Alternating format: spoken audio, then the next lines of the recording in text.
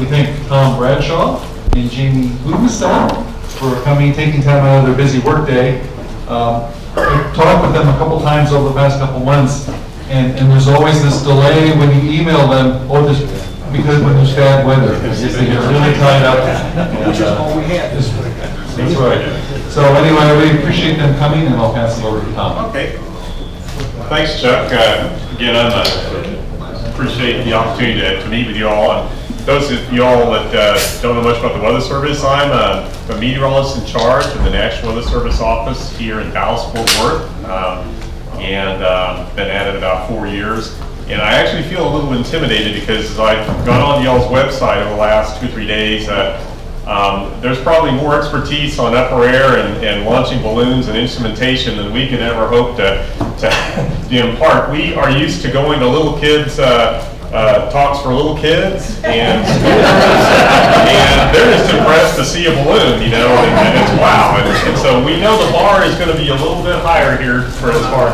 But what we wanted to do is keep this real informal and kind of feel like we all have the same excitement when we see a balloon launched in the air. We start seeing data come back as it ascends into the stratosphere, and you know, we're all kind of trying to achieve the same thing. So what we wanted to do is just spend a little time talking about why the Weather Service is in the upper air business, how we got there, and what kind of data we get from it, and how that ends up helping out with weather forecasts, severe weather warnings, not only for us, but obviously the private sector, for the government, and that sort of thing. So anyway, what we're going to do is I'm going to spend just a few minutes kind of talking about the Weather Service, and then Jamie is going to kind of show some of our instrumentation, some of our balloons, and then I've got a couple little videos and just some slides to kind of talk about our upper air operations. I wanted to stop first and see how familiar you guys were with the Weather Service. I know there's folks here from all over the country. Any of y'all ever been to a weather forecast office? Okay, fair number.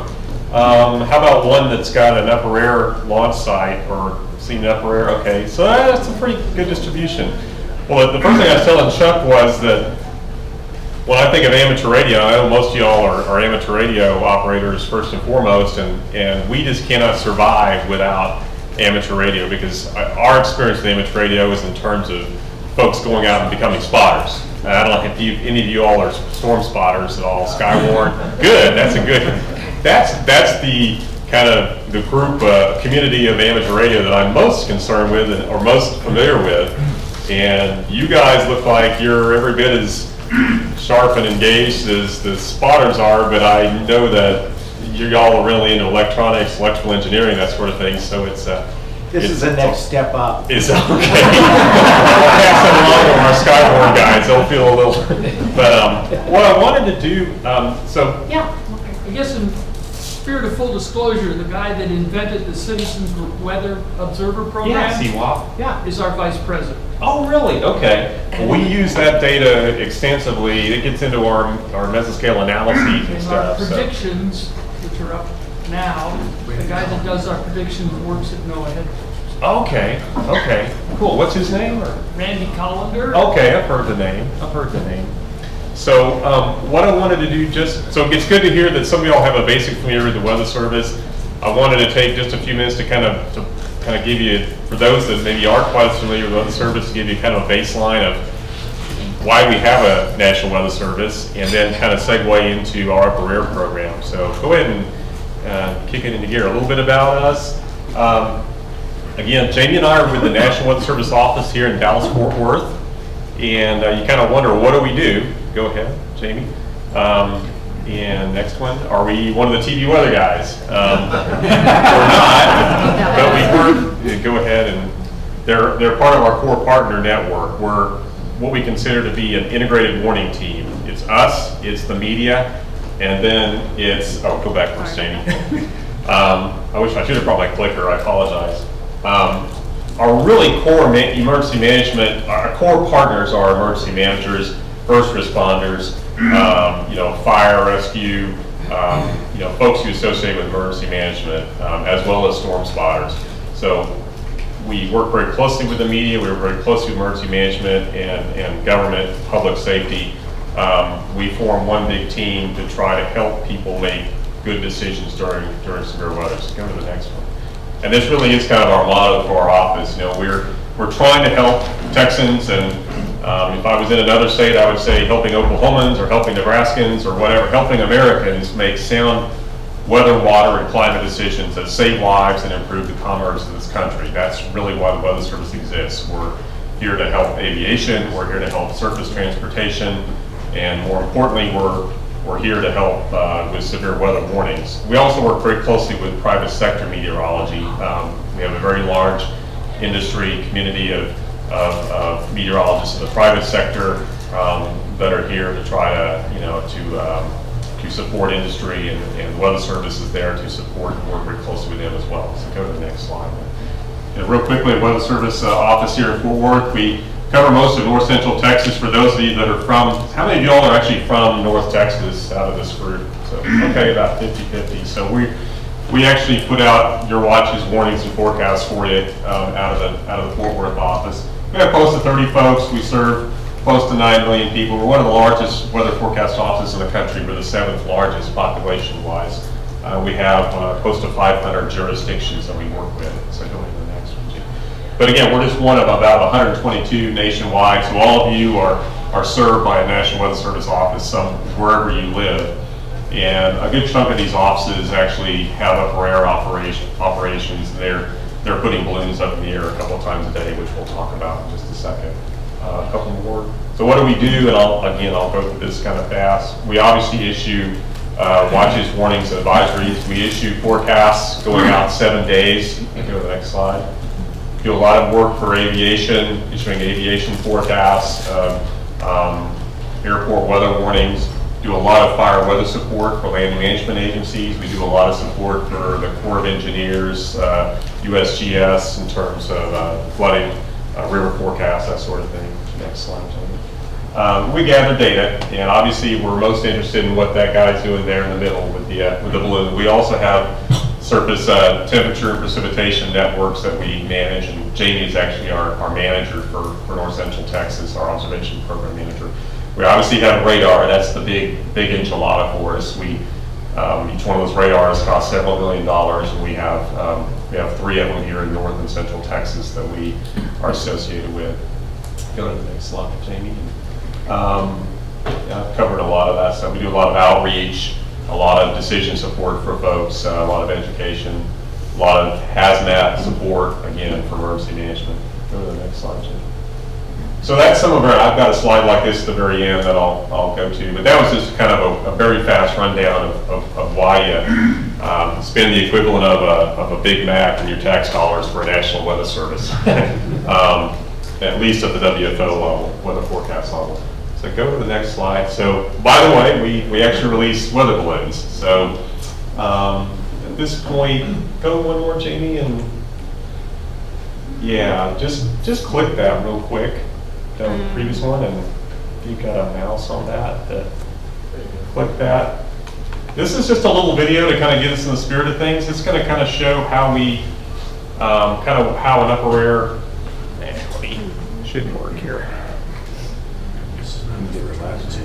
Okay, and it may not be the last. I think you have to get out of it and go directly to the video. Okay. Windows 10. Ah, okay. I apologize, folks. No, you're not the first. Yeah. I think I've got the video for it, but I'm just going to show you the weather release. Let's see. And if this doesn't, yeah, it's not actually. Oh, balloon present appropriate. Where does that say? Yeah. Let's see if this will. My name is Rodney from the Tampa Bay National Weather Service office. Today I'm going to show you how we prepare and launch weather. You can hear that. Brings We launch weather balloons twice a day at 7 a.m. and 7 p.m. Data used for the launches is a very important part of producing accurate weather models and forecasts. First part of the process is building and stacking the LMS radiosonde. The sonde includes a sensor for pressure, temperature, humidity, and also a GPS sensor for wind speed and any damage.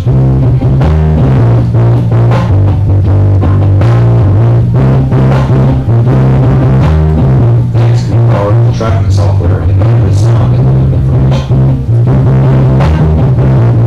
Once the software is initialized, the data is entered, we head outside to the upper air building to complete the balloon. The balloons we use are filled with hydrogen to a liquid weight of at least 1,600 pounds. We record with rainy and earthquake conditions. As the balloon is inflating, we set out approximately 80 feet of strings that tied to the balloon itself. We also prepare the parachute which goes after the balloon first, so that the sun falls back to the ground at a steady speed.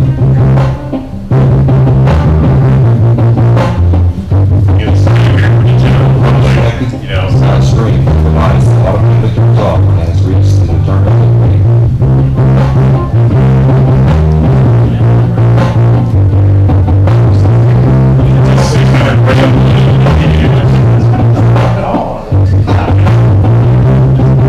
Once the balloon is full, we tie it off to the parachute and the 80 feet of string. This process is replicable and takes place in 15 minutes. Once the balloon is prepped, we head back inside to power up the sun. The NWS 6 sun is powered by double batteries inside the assembly that is powered up by connecting 2 wires.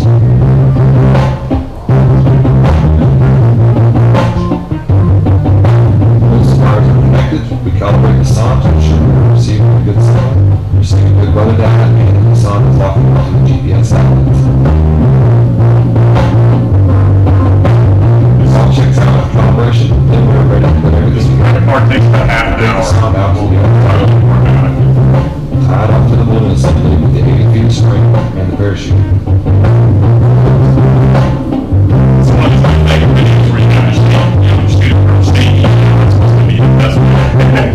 Now that we've understood everything, check the planes one more time.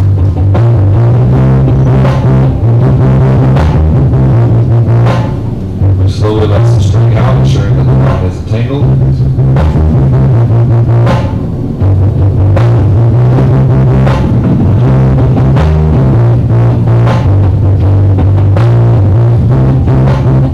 If everything looks good, it's launch time and we let her fly.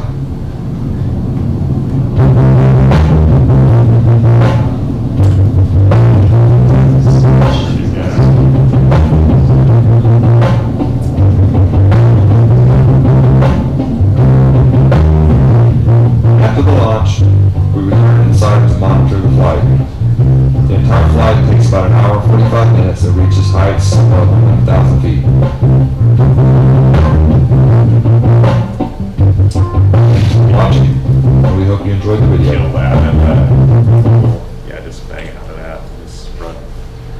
I think it's hit my Pro Talk again here. Yeah.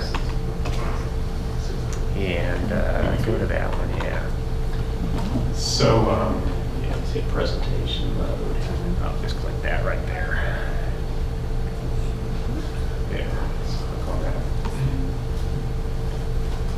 Let me see. So what I think I'm going to do at this point is I'm going to let Jamie kind of show you our instrumentation, and then I'm going to jump back in the last half of this little presentation and kind of talk a bit more about what our system looks like and kind of why we use it, why it's important to us. Jamie, do you want to kind of take it from here and kind of show some of our instrumentation, our balloons? Yeah, this is Jamie Gudenstad. She's Observation Program Leader yourself. Hello, everyone. As Tom said, I'm the Observation Program Leader at the WFO Fort Worth office. Every WFO has someone in my position or an acting person to cover those duties. We cover a lot of surface observations, but our upper air program, we launched one of these. I guess I'll walk among you. You want me to carry it You can see a around? little better. Sure, yeah. that would, We brought the current one, and I didn't mean to interrupt, but we brought some of our older ones too. And actually, before you launch, I'm just curious, has anyone been in the Air Force or the Navy? One of you old timers that used to launch these back in the good old days, or you guys all look pretty young, but I thought there might be. Okay. Okay. These things used to be like really, really big, and up until about 15 years ago, they were about that big, and now we're down to that size. So I was just curious. Who makes the current one? This is a Lockheed Martin one. We've flown Vizsla in the past, and it's maybe Visa. This is big, yeah. And what is the frequency is still 1680. What's the weight of the sensor is? And she's gonna cover some of this Right here on this stuff. wand, and before we launch it, we put it at a 45-degree angle. This one's a temperature sensor right here. And then this one is the dew point. And then inside there is pressure and the GPS. We don't have a direct wind sensor on this. It rides the wind, you monitor it. Yeah. Exactly. The GPS kind of calculates the wind direction, speed, based on how fast it moves, and which direction. And then as you saw in the video, this is the parachute that gets attached to it. We're going to advise don't put it upside down on the way up. It'll go up a little bit slower. And you'll notice in the ascension rates, I've never done it myself, knock on wood, but I've heard of people who have. So this gets attached to the bottom of that, and then actually the other way around. Oh yeah, I'm holding it up. And then This the balloon. gets attached directly to the balloon up above that, and then that goes below the radiosonde. Actually, Inside out, is that? well, I don't know. I think that's right. You don't know. Yeah, because this is where it was attached to the radiosonde. Yeah, And so it's Yeah. folded in on itself. Yeah. yeah. I think it is. Also makes a good G.I. Joe parachute. Nobody's ever had to do this before after a flight, have they? Talk about the balloon too. This is what's left of a balloon. When we inflated, you've seen the video, they're about 6 feet in diameter. By the time it pops in the upper levels of the atmosphere, like the lower level of stratosphere, for those of you familiar with the layers in the atmosphere, it's about the size of a 2-story house. So it gets pretty big and it expands, and it's made out of latex. I don't know if you guys want to pass this around. I think we've all. Yeah. See, little kids love this, but you guys are a little overflying, so. We had a guy at a farm in North Texas, he wanted to know if he could keep it, we gladly handed it to him. Yeah, we hand ours out at top, we do too. Yes, sir. So we actually had one of the balloons pop, and the kids wanted to take their balloon home. And you know, the latex, it stinks once you get it. Yeah. We were telling you don't want to take this home. So I said, no, give it to the kid to take home because I'm divorced and I need to take a guy to throw him home. Yeah, and then there's powder on it that's kind of stinky too. First thing I do when I get back in the building is I wash my hands. How do you get your packages back? Do you have chase teams, or depend on the public to mail them back, or kiss them off? We, the number that I've been told, usually there's a prepaid envelope on the handle of that. And so whoever finds it can stick it in the mail and send it to a refurbishing center. The number that I've always been told is we get approximately 20% of it back. But I mean, if it lands in the middle of the woods and nobody finds it in a tree or it goes in the ocean, you're not getting it back. I'm sorry. Yeah. About how much do they cost? I mean, The balloons cost about $35 a piece. payloads anyway. The instrument? Yes. I'm not sure. We were talking about that on the way here because the system that I order those through, it doesn't list the price, it lists it at 0, which they order it in mass. It's about $25. We get Okay, thank you. Now I know. Made in Mexico. Yep, it is. It says right on there, made in Mexico. But then it also has like a Massachusetts address or something. Yes, sir. Yeah, the weather office, BIS in Bismarck, principal manager there, he says the actual launch cost is between $325 and $350 Yeah. per flight. Yep. That includes That's the man-hour. number. Big chunk of that is labor. She costs a lot of money when she launches a balloon, so that's the lion's share of it. So.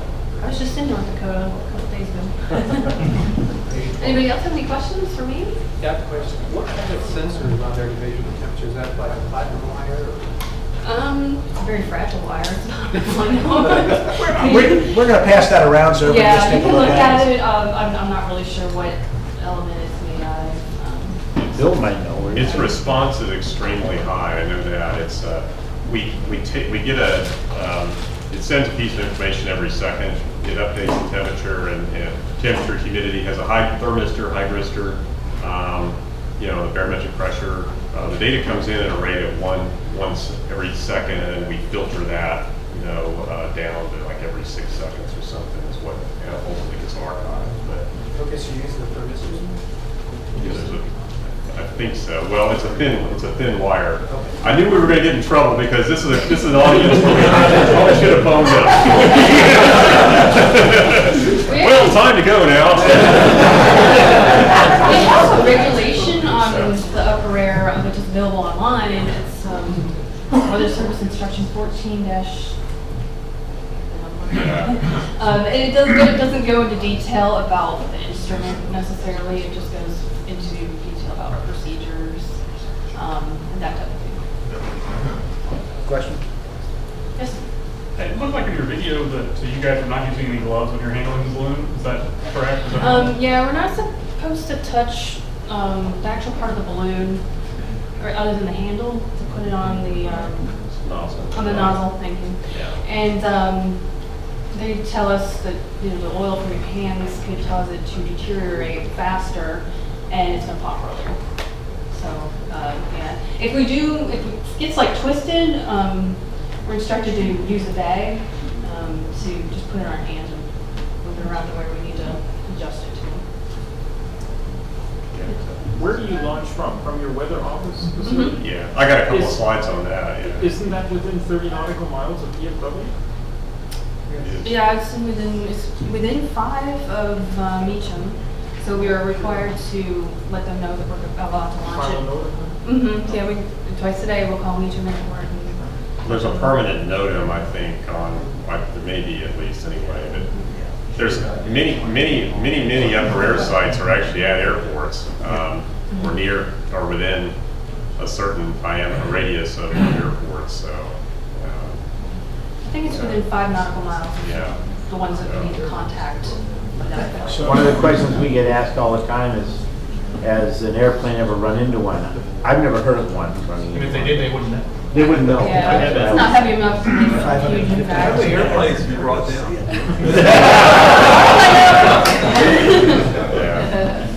Yes, sir. I have a question about the number of sites in the continental U.S. for. I've got that one too. Yeah, actually, I covered a lot of this stuff. I could just jump into that. Yeah. Anyway, well, thanks, Jamie. And we'll stick around and answer questions. I mean, we'll here as long as need be to answer questions. But I think Jamie or the video said our sondes normally go up to about we average about 105, 110,000 feet AGL on our runs. We do these twice a day, and right now we're averaging about 110,000 feet. So when they come down, it's just like you guys. Unlike you guys, we don't usually have chase teams. I did run into one guy over the last 4 years that called in, and he said he was chasing our balloons, and he was over in Northeast Texas and loved to try to find them, and he had a question about a frequency issue or something. But a lot of times it's we get them because they land in parking lots, or there's one up there you can't. It's kind of hard to see, but it's just the remnants of the balloon. But these folks all around here find our balloons and call us up and send them in. But they probably look a lot like what you guys run into when you recover your balloons. So yes, sir. Any airplane strikes? Not aware of any airplane strikes, that at least any that have come back to us. So far so good. You probably wouldn't get those back. Yeah, no, we wouldn't get those. I think the balloon would lose that. So go to the next. I guess you can click the next one. But yeah, I mean they're out there obviously. So go to the next one. That's Harry. Yeah. So a little bit about us, just some of our logistics. This is our digs. This is if you're ever interested, you're ever in Fort Worth, for you local folks, we're over around 820 and Beach Street, 820, 935, kind of on the southeast side of that intersection, and we have a pretty large backyard there. That's have you ever been to, most of you said you've been to a weather service office with an upper air building. That's the standard upper air building, and click the next slide there. That's kind of looking, we have 2 doors, one on the north and south side. We inflate in there, and then we can take it out the front or the back, depending on the wind direction. We have a large concrete pad. We go through a lot of gas, and I'm going to talk about that on the next couple slides here. We run through about 350 cylinders of hydrogen a year, give or take. Go to the next slide. So we do use quite a bit of it. I'm just curious. I'm not that familiar with what you all use. Do you all use hydrogen or helium for your? Both? Okay. Wow, big difference in cost. But yeah, we are. Yeah, hang on. We are one of a vast majority of upper air offices that uses hydrogen. There are a few offices in the Weather Service that use helium because they launch their balloons from the roof of buildings and they store the material, the gas there on site. And like Tallahassee, there at the campus of Florida State University, they use helium. There are a couple other sites that I know use helium, but the vast majority use hydrogen. It's so much cheaper. So yes, sir. Did you guys develop that auto inflator in house right off the shelf? The one that was in the video? Was that auto inflator? Well, we don't have an auto. Most offices. When you say auto inflator, well, it had a cutoff, shut off. When you yeah. and left and all. I think that was something that was developed. It's been around. I've been in the Weather Service 25 years, and we've had an inflator like that. It's essentially looked unchanged for as long as I've been working, since the early 90s. So I'm not exactly sure who developed it, but I've got a slide that kind of has a zoomed close-up on it. But go ahead and look. Yeah. So we run about $750 a year on our hydrogen purchases. Air gas comes and drops off a bunch of cylinders every. How often is it, Jamie? About once a week or so, or 2 weeks? Yeah, about every 10 days or so. Okay. Yeah, we go through a lot of hydrogen. And the other thing we do runs twice a day, but if there are tropical cyclones that are threatening like the coast to the Gulf Coast, East Coast, then we do as many as 4 runs a day, all the offices in the central and east part of the U.S. So we double our use of hydrogen in those kind of circumstances. So go to the next slide. That's our inflator that you were mentioning. We have little weights. Go to the next slide. We typically inflate about 1,300 grams. But we have these little weights dating back to the Abraham Lincoln administration that we can slap on there. Again, you guys probably know more about how to fly a balloon than we do, but when we have high winds, especially any kind of icing conditions aloft, we want to inflate. We want to put extra gas in there, and so we throw more gas in there a lot of times during the winter time or when there's high winds aloft. This time of the year, we usually kind of run the minimum 1,300 grams, right, Jamie? Run about that. So, but we put those little weights on the auto inflator. So, next one. This is just another little video that you saw a nice pristine launch there at from Tampa, which they never get any weather there. And then you got Reno. This was a YouTube video, and I guess I'll try it. I know this isn't gonna. I'll have to jump out of this, but. Okay, so bear with me, and I love this. I'll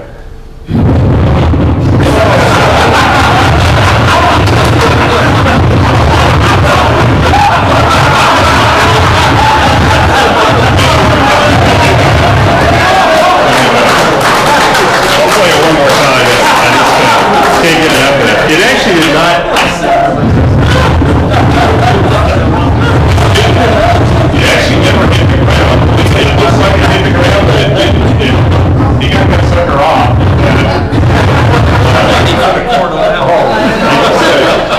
Sometimes we'll use 2 people for that. Yeah, that's when you have a second and third release sometimes, obviously. But I'm never going to complain about a windy day. Exactly.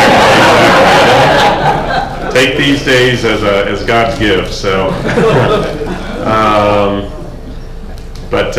anyway, somebody asked how many launch sites there were around the country and around the world, and we're one of about 1,300 sites worldwide that send up weather balloons. The vast majority are going to be sending them up twice a day. There's standard times you guys probably know about Greenwich Mean Time, Z time. We send them up at midnight, and 0Z and 12Z around the world.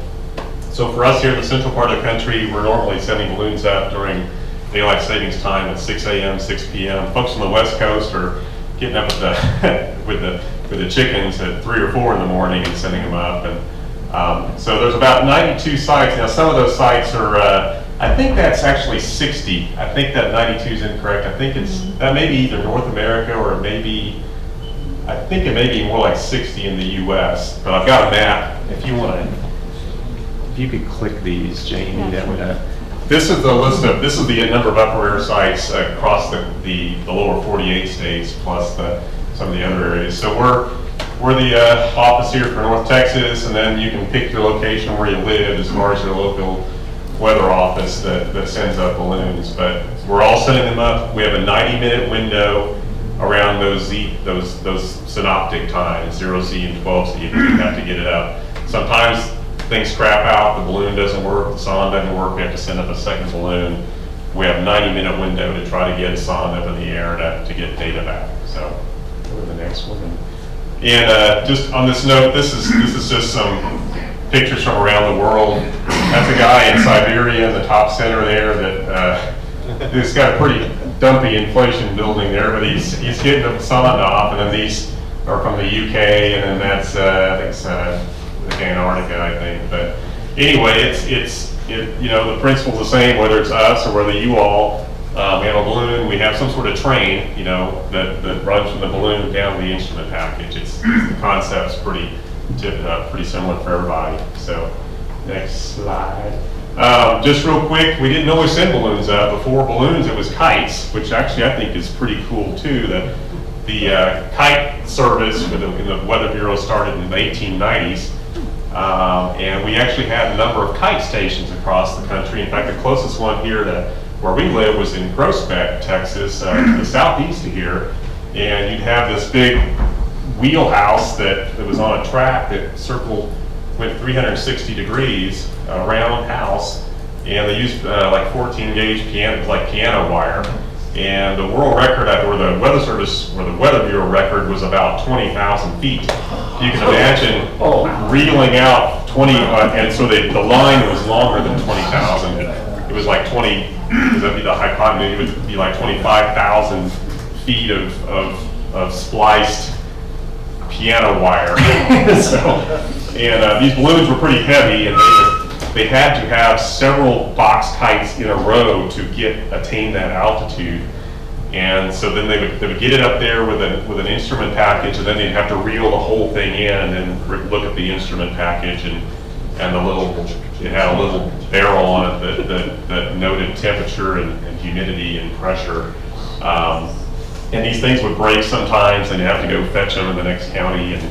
But this went on, go to the next slide, until about the 30s, and then we finally had advances in radio telemetry, as I'm sure you guys are all aware, that enabled us to start using balloons and instrument packages with wireless communication. So obviously initially these were very large packages, and we finally worked our way still down to these very lightweight packages. So next slide. Just the last few minutes, this is kind of a weather part of the talk, and I'll brush over this fast, but if any of you all have an interest, why do we do this? Why do we enjoy getting up at 4:30 in the morning to send balloons up? Well, there's a point to this. We need weather information.